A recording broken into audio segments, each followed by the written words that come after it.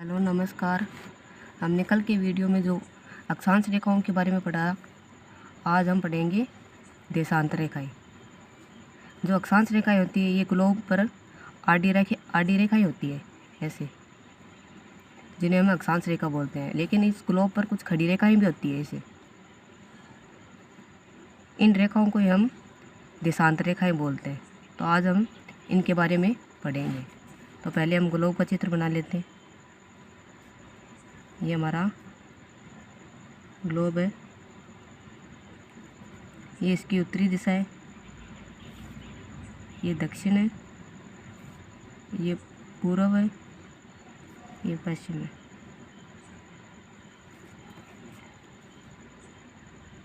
इसके जो उत्तरी भाग में ये बिंदु है, ये है उत्तरी ध्रुव है, इसको बोलते हैं हम उत्तरी ध्रुव है। और दक्षिणी बिंदु है, इसको बोल देते हैं हम दक्षिणी ध्रुव है, दक्षिणी ध्रुव है। जो हमारी दो देशांतर रेखाएं होती है, ये उत्तरी ध्रुव को दक्षिणी ध्रुव से मिलाने वाली जो काल्पनिक रेखा होती है उसको ही हम देशांतर रेखाएं बोलते हैं। तो ये उत्तरी ध्रुव को दक्षिणी ध्रुव से मिलाती है। तो हम इसकी परिभाषा लिख लेते हैं पहले। परिभाषा: उत्तरी ध्रुव को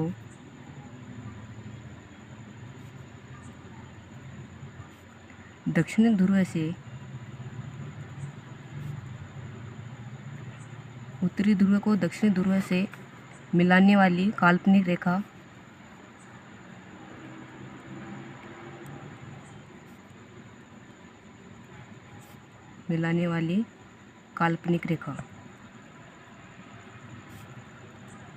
काल्पनिक रेखाओं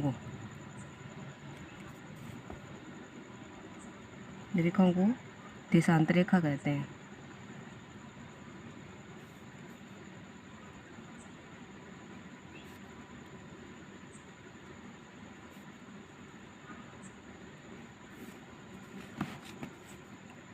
जिस प्रकार अक्षांश रेखाएं ये पृथ्वी के दो भागों करके उत्तरी गोलार्ध और दक्षिण गोलार्ध का निर्माण कर रही थी, उसी प्रकार ये देशांतर रेखाएं भी, यानी ये 0 डिग्री जो देशांतर रेखा है ये भी दो गोलार्ध को निर्माण करती है। यानी ये पूर्व में है तो इसका नाम हो जाएगा पूर्वी गोलार्ध,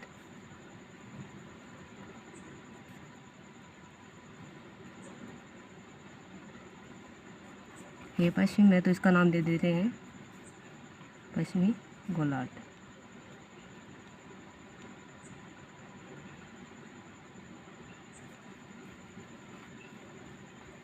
तो हम देखते हैं कि भाई ये 0 डिग्री देशांतर रेखा है, इसके अन्य भी नाम है। पहले इसके अन्य नाम देख लेते हैं। जो 0 डिग्री देशांतर रेखा है इसके अन्य नाम: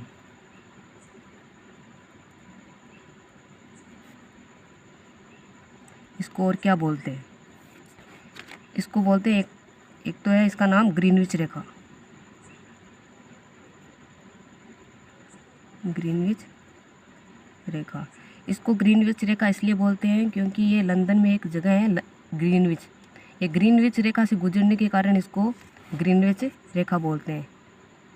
दूसरा इसका नाम है प्रधान यमोत्तर, प्रधान यमोत्तर रेखा, ये इसके अन्य नाम है। अब इसकी ये देख लेते हैं भाई कितनी देशांतर रेखाएं हैं टोटल। जिस प्रकार अक्षांश रेखा यानी 0 डिग्री जो अक्षांश रेखा है, उत्तर दिशा में 90 रेखाएं थी और इसके दक्षिण दिशा में 90 रेखाएं थी, यानी टोटल 180 रेखाएं की थी। ठीक उसी तरह यानी 0 डिग्री जो देशांतर रेखा है इसके पूर्व में भी कुछ ऐसे देशांतर रेखाएं हैं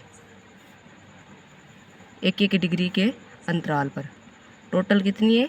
पूर्व दिशा में 180 और पश्चिम दिशा में भी 1-1 डिग्री के अंतराल पर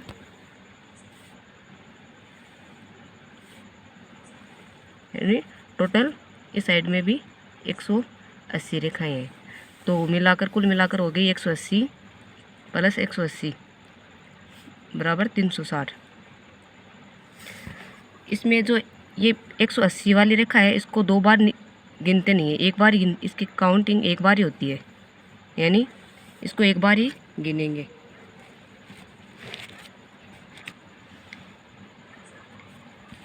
ये 1 डिग्री जो 0 डिग्री जो देशांतर रेखा है इसके जो बीच वाले भाग है इसको हम बोलते हैं गोरी, यानी दो देशांतर रेखाओं के बीच के भाग को, दो देशांतर रेखाओं के बीच के भाग को, बीच के भाग को गोरे, गोरे शब्द है, गोरे बोलते हैं।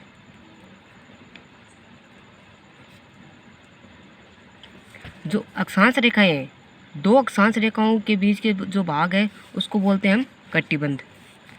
उसको भी हम इसमें लिख लेते हैं, दो अक्षांश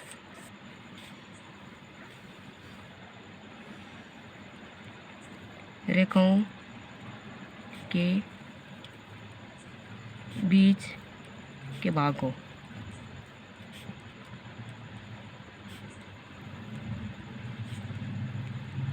कटिबंध बोलते हैं।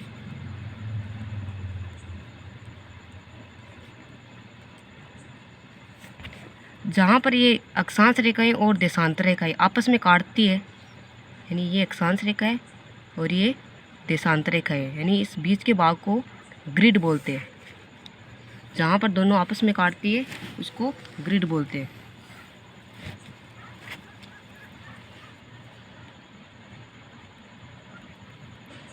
अक्षांश रेखा एवं देशांतर रेखा जहाँ आपस में काटती है उसे ग्रिड कहा जाता है।